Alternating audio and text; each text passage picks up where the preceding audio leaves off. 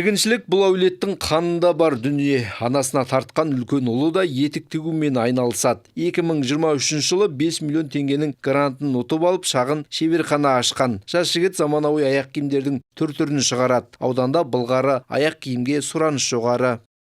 Біраз солтүстік өңір болған соң қыс суық болады, өздеріңіз де білесіздер.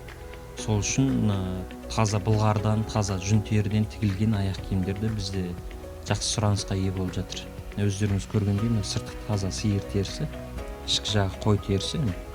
Өзіміздің Қазақстанда өндіріліп жатқан терілер.